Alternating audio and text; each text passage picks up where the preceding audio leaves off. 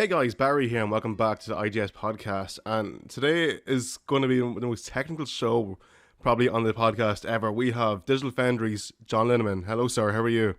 Hey, how's it going, Barry? Going pretty good over here. Yeah, in Germany. Yeah. Can you speak? Yeah, Can you speak much German? Yeah, yeah, a little bit of Deutsch, but mostly Deutsch. Yeah. French. Oh. Shall I say ça va? Ça va bien? Yeah, oui, oui, bien sûr. Oh, Si well. tu veux, tu. It's all good here. Yeah, Yeah. yeah. Yeah. So I guess people should know who you are. Like for me, anyway. Like you are probably the most respectable channel on YouTube. Wow, thank you. That's high praise. No, but I mean, like it's like what you do is just so good, and Yeah, you try, but like it was funny. I was up till what time was it? At least half three, nearly 4 o'clock last night, recording The Last of Us. I would see I have a 4K capture card, but it's like, oh my god, can the laptop, can it, like it should be okay because I upgraded to 32 RAM, and it just for some reason it was recording fine. But when I played the video after, the audio was kind of out of sync eventually, and then just got worse for some reason.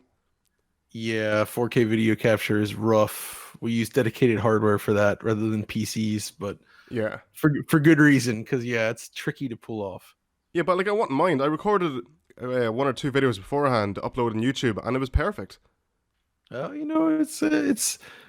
It is a weird thing though. I've always had issues with it. Really taxes your CPU, graphics card, and especially the memory Yeah. in a big way, and of course the disk, depending on where you're recording to.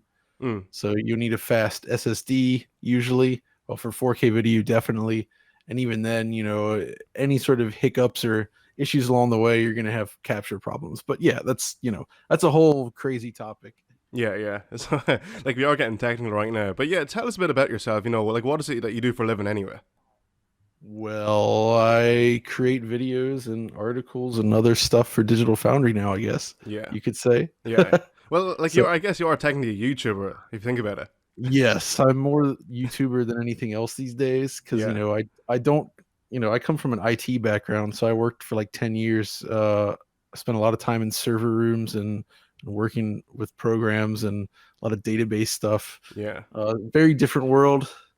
Now I'm into this. When I moved to Europe, actually, I got into this and it was a fun thing to do, something I enjoy. yeah. So yeah, I mean, it's a lot of video creation and it's fun, but does take a lot of time. Of course, yeah.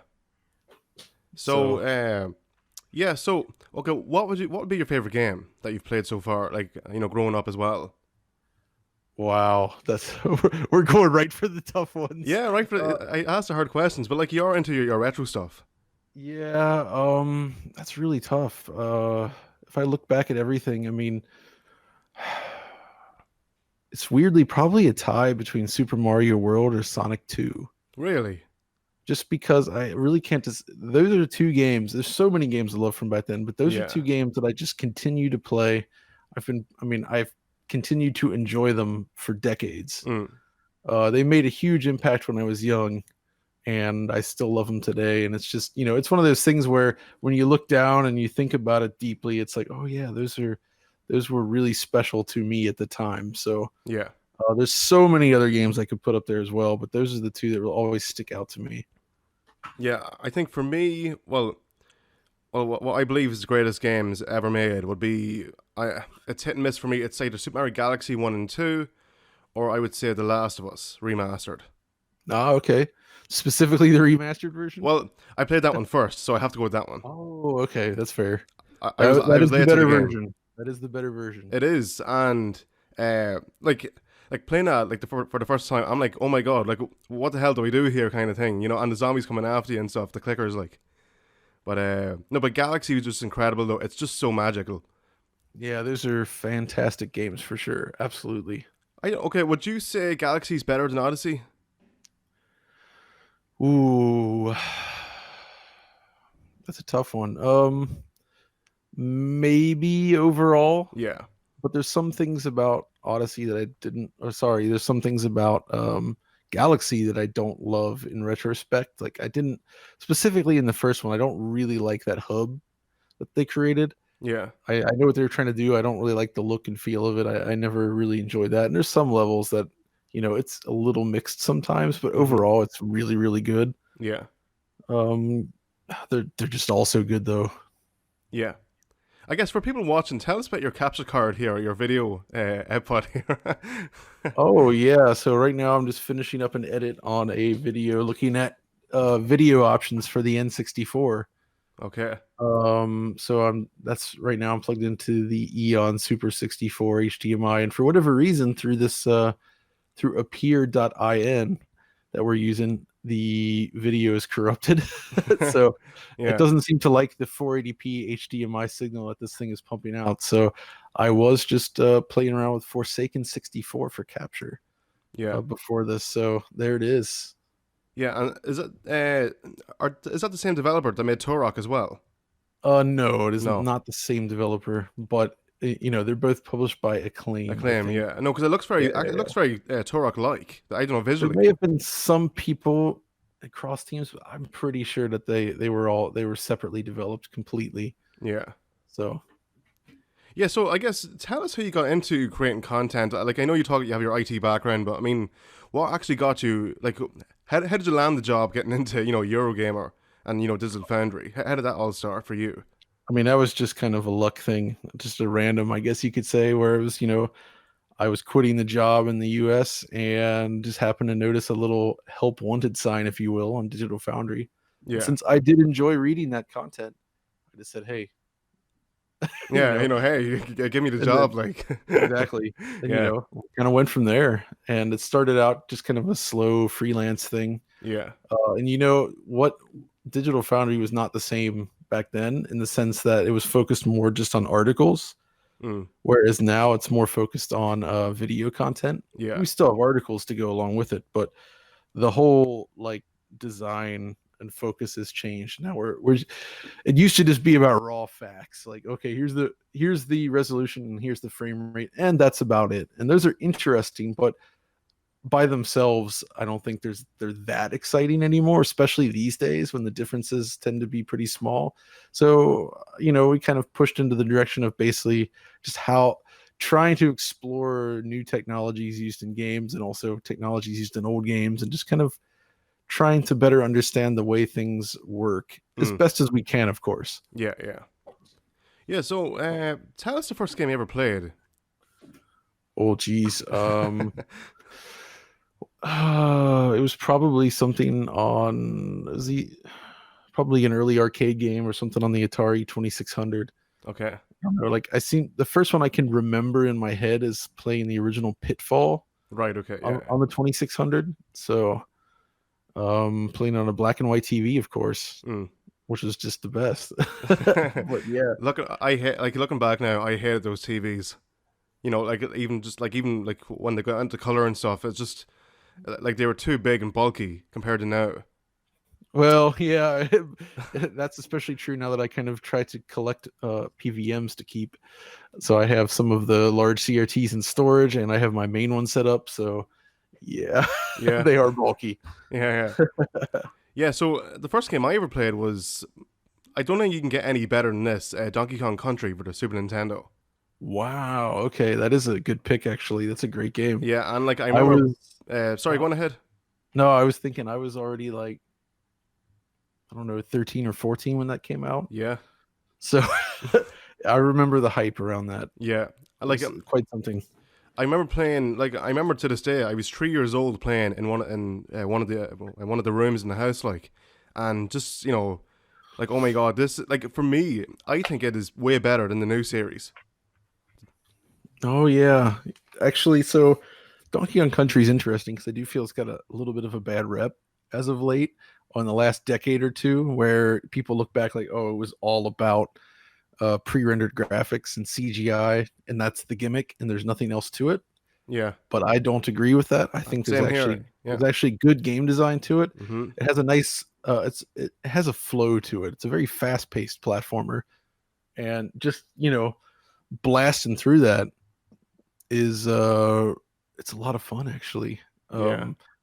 And also, beyond the CGI stuff, the actual games themselves are technically impressive. They're doing a lot of advanced scrolling and pseudo 3D techniques, and they're using the system in some pretty interesting ways. And I don't think they're using any sort of mapper chip either. So it's just really smart coding and great design to the stages, and it's a solid game overall.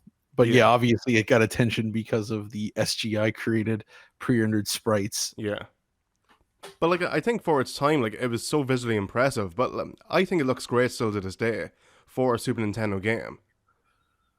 Yeah, I mean, it's the pre-rendered sprite thing in and of itself that was used to sell it. That aspect isn't so much impressive for the Super NES. It was more revolutionary that they were using those SGI machines to create those models in the first place. But displaying those characters really no different from any other type of sprite, Yeah. right? So it's just, but it does have a certain look and feel to it that's very specific to that time, and Mm-hmm. it's held up a lot better, I think, than a lot of other attempts at doing CGI based sprites back in the day. Because you kind of saw that become a trend for a while, Yeah. where a lot of games they just adopted. They would render out 3D models and they would take different sides and perspectives and frames and turn those into basically digitized sprites, and it often looked terrible, especially now. But DKC, I still think it has kind of a cool style that I can get behind. Yeah. Actually, one of the games, Raging Justice, that's some of the old Rare developers as well. It's a fighting game that does Oh kind yeah, of, yeah, I have a copy of that. That's excellent. yeah, same kind of concept as, the way it's kind of done, the fighting and, the movement. But Hmm. which would be your favorite DKC game overall? Um, Although I think two has the best overall design, I still have a soft spot for the first game. There's just Yeah. something about the atmosphere in it with the music and the visual design. I really like the way that one looks and feels. Yeah. Same here. And obviously, 3 gets a bad rap. Three's great though, and that's the thing is, I do think it's the weakest of the bunch, but it's still a Yeah. solid game. There's, obviously by that point though, a lot of the team members had moved on to Nintendo 64 projects. Yeah. So, talking with some of those guys, they hadn't, some of those that were responsible for DKC1 did not work on DKC3, but some did. It was Yeah. kind of a mix, but either way, they knew what they were doing back there, and it is a good game. Yeah. I guess let's talk about the work of David Wise. Because like Yeah. we both know him, and like I think when people think of David Wise, obviously Donkey Kong, but like Aquatic Ambience, for example, Yeah, of like it may course. be his best song overall through the DKC franchise. I don't know. What would be your favorite, DKC Yeah, song? that's probably my favorite actually as well. That one just takes me right back Yeah, of specifically from those games. yeah, yeah. And to see in Ukulele and Impossible Layer, there's a bit of Aquatic Ambience in one of the levels. Yeah, for sure. Some And kind of mix in it. It's pretty they cool. also brought that sound back when he worked on the Donkey Kong Country Tropical Freeze score, where they could have sort of had that pseudo, not really dynamic, but it was like you would have music that was both above and below the water in certain Mm, stages. So they kind of like ran the tracks in parallel, and it could seamlessly fade between the above ground music and the underwater music. And there was some really nice nods to that atmospheric yeah, track in the new game. yeah, yeah. Like, do you think Rare had like better games than Nintendo? Like for on the Super Nintendo and N64? Um, Overall, I'd say no, but they produced some of the best games. Specifically on N64, they were one of the top tier developers. Yeah.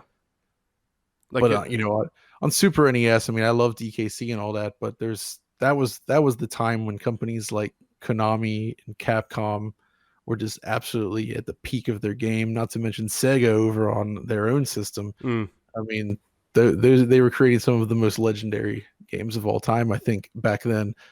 Whereas during the N64 era, specifically on N64, there was less competition, and Rare just kind of dominated that space in a way that not that many other developers did. yeah. Just looking up there, I've Banjo Kazooie and Conquer Oh yeah, figure, yeah. But those are impressive. yeah, no, but like, what is it that you think Banjo would done better? I'm just curious in Mario 64 because people do prefer Rare, their platformer games over Nintendo's, like, and even the racing game. People love Diddy Kong Racing as well. Yeah, sure. Um, I mean, I personally do still prefer Mario 64 as the whole. Okay. I just think it's a leaner design with a much more focus on just pure platforming. But Banjo is very interesting, and it was a unique way to do sort of exploratory platforming back in the day. Yeah. And it was Mario 64 had open stages, but it was still objective focused, Yeah. with Yeah. each star sort of serving as like the endpoint to like a quick challenge. Where Banjo was more about searching these rather large open stages for your objectives and sort of completing them that way. So it did feel a little more open and exploratory as a result. And at the time, that was really quite something. But looking back now, I do prefer the more streamlined approach to Mario. Yeah. I don't get now. Do you think 64 is better than Odyssey? Probably not overall, but it was obviously more influential and important in the end. Yeah. And you know what? You go back to it, and it still does some things super well that nothing else in the series has matched, like the sensation of analog movement, Mm-hmm. where with the way the N64 stick works, you had this ridiculous range between barely moving to like a full-on run and like everything in between. It was you could really do a lot of fancy, careful analog movement with Mario in that game, and the later games definitely do not have that precision. Yeah. So there's something about Mario 64 where he feels a little bit more loose in his movements, where in later games he's a little more sticky, if you know what I mean. Mm-hmm. Which makes it a tighter game to play in a way, but at the same time, when you mastered the slippery style of Mario 64, it's very rewarding to like really nail those controls. So in that sense, it still has its advantages. Yeah. Yeah. Now, here's one for a laugh. Tell me your take on Sonic the Hedgehog movie, the trailer. Uh, so for me, I'd never really get upset over how something is treated necessarily, Mm. usually. So, if it's good, great. If it's not, oh well, I don't really care either way. I'm more just fascinated to see what somebody else is going to do with it. Yeah. And Yeah. honestly, as a fan of that series, I've been through probably worse. I mean, Yeah. I just don't see how this is going to be more. I've played Sonic 2006. Mm. I mean, I bought that on day one, and that's a terrible piece of That was trash. on PS3, wasn't it? And 360, yeah. 360. I Yeah. mean, there's some interesting elements there, and it had potential, I suppose. Uh, but it was clearly incomplete. It looks like it needed another year of development at least. And so, I'm curious to see what they do. I was a little bit confused by this. We're going to redesign the character. Like that's an interesting idea, but the sheer amount of time that will take. I mean, to I haven't actually worked in that industry, of course, but that Mm. seems like quite an undertaking to re-render out a new Sonic model essentially and like implement him across the movie the way that you have to. Yeah. I'd like to know more actually about how they're going about doing that because that's pretty impressive that they're able to pull this off in basically less than a year, I guess. Mm-hmm. Yeah. So So, like, what is it that people love about Sonic? Like, Sonic Mania was like clearly like a love letter to the old games on the Mega Drive, like. yeah, And I like, mean, I loved playing as Knuckles years ago on Sonic 2. You know, like if you had Sonic and Knuckles the game. well, of course. So for me, what really makes those games special is it's a combination of the momentum-driven, physics-based gameplay with a really slick visual style and always great music. So, you know, for me, when I'm really into a game, it is this combination of things. So, like when you're moving very fluently through a game, even in like a racing game, you have just a really good soundtrack to back it up, something that really pushes the momentum. Uh, it kind of gets you in the zone, so to speak. The thing about Sonic is that it is, when done well, it's not a game about just pushing right and Mm. jumping. There is actually precision, and there is quite a steep learning curve to the controls. When you see people complain about doing the slower jumps or like some of the other fiddly things in there, the thing is once you master those controls, those parts are not difficult, and it's the mastery and learning how to handle them that is so much fun. And I can understand getting frustrated early on and be like, oh, this part's annoying. Yeah. But Yeah. really, once you get it down, it just feels perfect to play.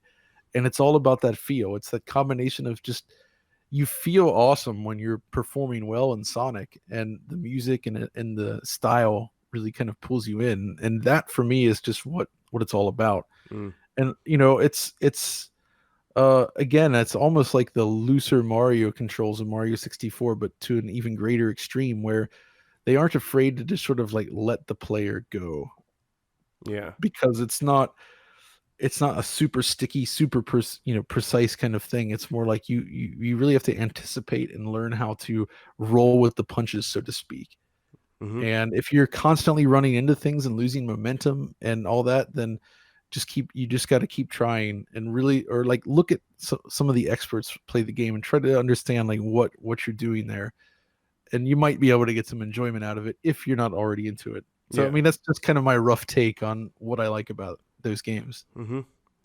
Yeah. So I guess let's talk about the Wii U and I guess like how it evolved into the Switch after. Like, what was your reaction when you first seen the Switch? Like, Well, I mean, I kind of had an inkling about the Switch for a while, and yeah. we kind of learned more and more slowly before it was officially revealed. Mm-hmm. So it was kind of one of those things where it's like, oh, okay, it's exactly what we thought it was going to be. And it was something I've said that in my mind, it seemed like a great idea for years to find a way to combine their console and handheld development, because when you have the 3DS and the Wii and the Wii U, they had to split their development teams up. Some were working on one platform, the others on another. So that means you're inevitably going to have fewer games on each platform from your first party studios. Mm-hmm. But with the Switch design of combining the two, mobile technology is now fast enough, I guess, where you can create a compelling home experience that also works in mobile, and that's what they've done. And I think that I don't think that was the impetus behind the Wii U specifically, but the concepts that they sort of started there mostly carry over, if you will. Though the Wii U obviously was more of a fusion of what the Switch would become and the actual DS design, where it's a two-screen experience, and the Switch is obviously not that. But Yeah. I think for Nintendo's development teams, it's a good thing. Uh, yeah, so it's a cool product overall, and it's smart for them to go in that direction. Yeah. Yeah. Now, do you miss the two screens on the TV? No, not really. No. I think it's a neat idea, but the fact is the screen on the Wii U gamepad is terrible compared to the screen like actually in front of me, right? Yeah. Like when you have to play some of those stages in Rayman Legends where you're looking specifically at the touchscreen, you're having a worse experience in terms of presentation during those moments, Mm. because you spend that entire level looking at an inferior small LCD screen. So in that sense, that aspect of it always kind of sat poorly with me. But then there's plenty of other games that kind of used that second screen for other things. Like Zombie U was always a good example, and they did it well at launch, which was cool. Yeah. And of course, Super Mario Maker, it works well enough on Switch, obviously, but the original dual screen stylus driven design of the game, I think it was perfect for that platform, and the Switch implementation of the controls isn't quite on par. And obviously, using a stylus with the Switch, since it's a capacitive screen and you have to use a capacitive supported stylus, it's not nearly as precise as the resistive screen on the Wii U. So again, and that's not even touching on the interface, Yeah. which was Yeah. changed for the Switch game. But yeah, there was some good ideas on the Wii U. I actually have a sizable Wii U collection. So have Uh, I. Yeah. Tell us what games I do you like playing it? let me turn around here. Um, so I obviously enjoyed a lot of Nintendo's first party stuff. Like Tropical Freeze was one of my favorites. Super Mario 3D World was phenomenal on there. Mm-hmm. Um, I actually quite liked what Platinum did on there. The Bayonetta is Wonderful it? 101 Oh. was good despite the horrible performance. Bayonetta 2 getting a release on there was great. I really like I guess it's the fifth Fatal Frame game, or Project Zero, Yeah, I have if that you as will. well. Yeah, that is one of the best looking games in the Wii U, hands down. Yeah, and that uses the gamepad in some pretty interesting ways. So I Yeah. definitely enjoyed that. Oh yeah, they remade the two Zelda games on there. That was cool.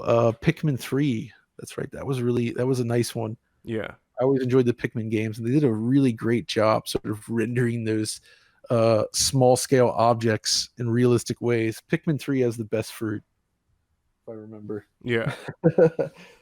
And oh yeah, I mean, I guess far from an exclusive, but that's where Rayman Legends kind of began before it went literally everywhere. Yeah. Uh, and there's a bunch more than that.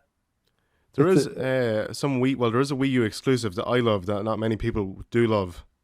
What's that? It's from Itagaki. Oh, Devil's Third. Yeah. Yeah, that's a. I don't hate that game actually. I think it's kind of interesting and potential. It's just really unpolished. Yeah, yeah. I mean, when you look at what him and his teams had produced with like the previous Ninja Gaiden games or Yeah. DOA, which are these gorgeous 60 frames per second locked games on the original Xbox, or even on 360. And then you go to Devil's Third, and it's like a night and day difference. Devil's Third looks significantly worse than Ninja Gaiden on Xbox. Jesus Christ. I think so anyway. Yeah, It yeah. runs much slower, and it's just the art is nowhere near as good, but it's still a cool little game. Yeah, I enjoyed the like even the online aspect was fantastic. I think the fact that you could choose so many match types, and but what I hated about it was region locked. Oh, I mean everything on. Oh, you mean the multiplayer The as multiplayer, well? sorry, was region locked. Yeah, Yeah, yeah. I mean the system as a whole was region locked, yeah. which by Why? the way was a huge hassle for me because I moved to Europe just after the Wii U came out, and I had an American Wii U, so I pretty much imported everything at the time. Oh yeah, but like, then did you buy a second Wii U then? I ended up getting one through work, Yeah, but I really only used it to cover some games for DF, whereas my personal collection, I still pretty much just bought American titles. yeah, I didn't want to have to restart the collection, or mm. that's just kind of how it went.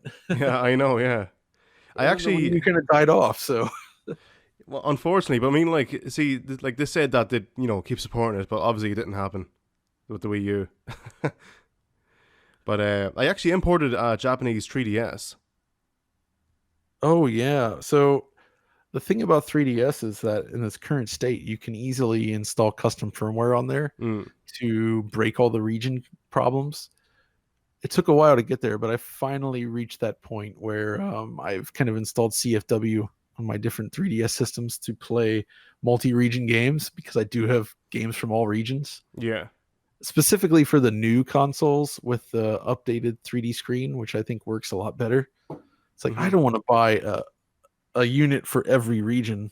I mean, I actually do have every version of the 3DS now, which is already crazy, but and the 2DSs, Yeah, but still. yeah, yeah. Was it? Let's see. I was a while back, watching your Turok video.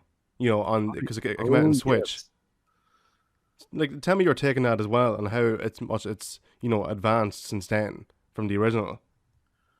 I mean, that's I love that original Turok, and that's Yeah, me that was too. programmed by um hold on, what's his name? Kaiser. That was programmed by Daniel Villarreal, who does amazing work at bringing back old games, and he has some other folks working with him as well. And they use basically what's called the Kex engine, which is sort of like taking an approach of handling these old games, translating them in a way so that they function similarly how they used to, but obviously in a more modern way. So, it's just they're able to push out the view distance in Turok, bump up the resolution, increase the frame rate, you know, add some new cool effects to it as well. Mm. It's just an enhanced take on it, and I really think it works well. And yeah, I do love that game. What do you think about VD Dev, the guys who done Ironfall for 3DS as well? Oh yeah. Well, I haven't looked too closely at their stuff to be honest, so I don't have a good opinion on that. Okay. I don't get a chance to play literally everything though, Yeah, so yeah, I haven't actually checked that one out. yeah. No, but I think for its time, it was just so impressive for a 3DS game. Is that the one that actually that sort of enabled one of the initial 3DS hacks? Originally, it did, yeah. Yeah, I remember back in the day. I think I've installed it specifically for that reason. But now things have changed a lot in terms of how you go about, uh, using custom firmware on the 3DS, thankfully. But Yeah, yeah, okay, I did play around with that a little bit. That was a nice looking game, actually. yeah. Oh yeah, sorry. Yeah, there is one question I want to ask.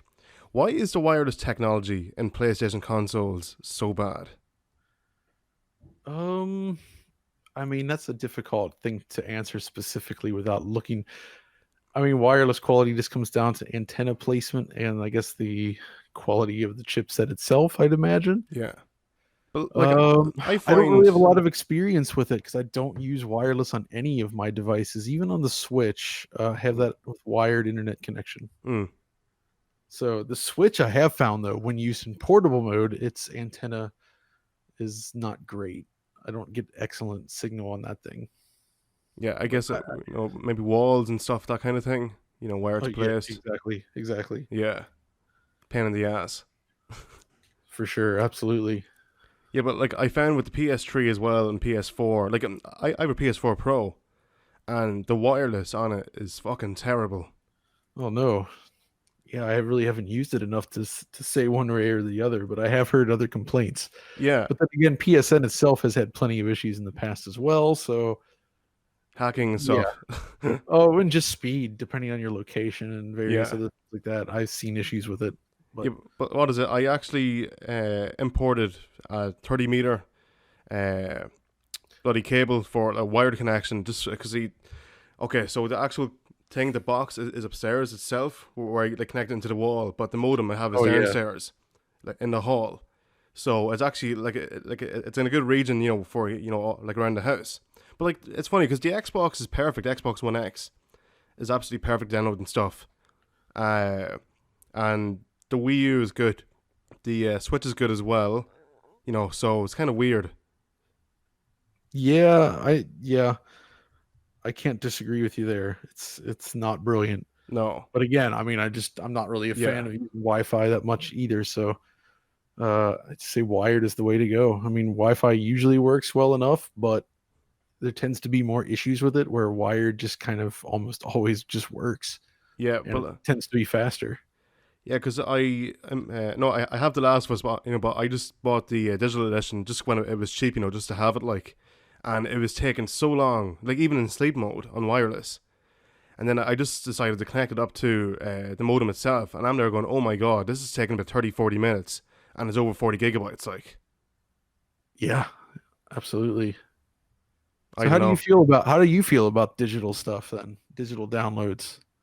I, 'Cause I, I'm not a big fan, so yeah, no, either am I. No, like if I can, I'll buy physical. No, but okay. I guess price as well is a part of it.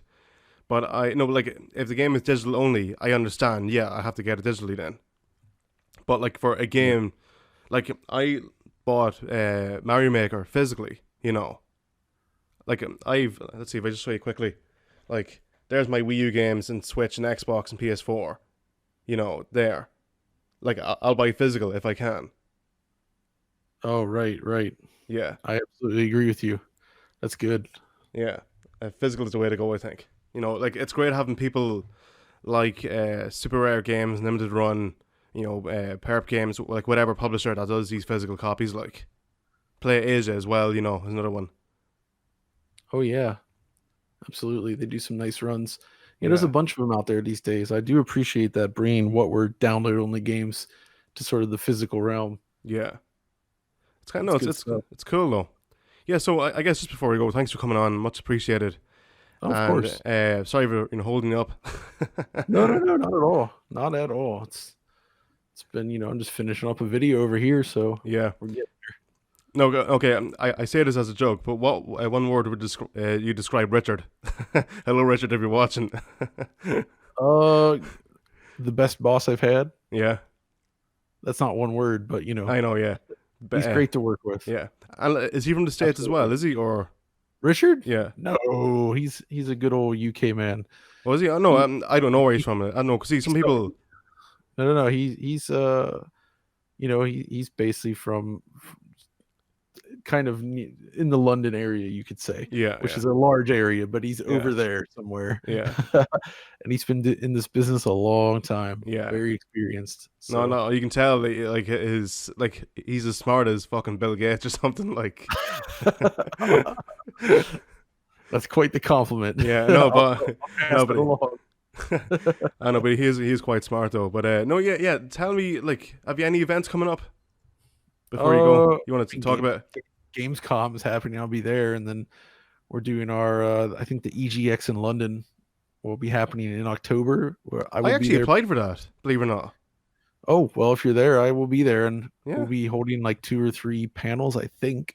So it's the plan, I think. So yeah, we'll be there. maybe I'll. No, see, I went on word to see if it got accepted as press, but Oh yeah. no, because I was at Res, excuse me, this year. Oh yeah, Res is usually pretty good. This was the first year in a while I did not come. I Right. was not there, but usually I am. But I will be at the next DGX. Yeah, and like it is from Eurogamer, if I'm correct. The event is it Yep, or yep. yeah, It is the Eurogamer Expo, I yeah, think. it's cool though. So yeah, it's pretty fun. Yeah, yeah. So, John, thanks for coming on. Where can you find you on social media? I am at Dark1X on Twitter, and you can find me over at Eurogamer.net/Digital Foundry or YouTube.com/Digital Foundry. All right, guys. Thanks for watching. Hope you enjoyed this. This was an absolute pleasure for me. I guess it's cool to talk to someone all technical, whatever. Yeah, no, thanks for having me on. And yes, sorry I didn't have a camera ready to go, and instead you got a slightly corrupted looking loop of Forsaken 64. But That's the better than dream. that's the better thing to be looking at during this. So All right, guys. Thanks for watching. You can, of course, check us out on YouTube, Twitter, and Instagram. And for more podcasts and gaming, keep it right here at IGS. All right, guys. See you soon.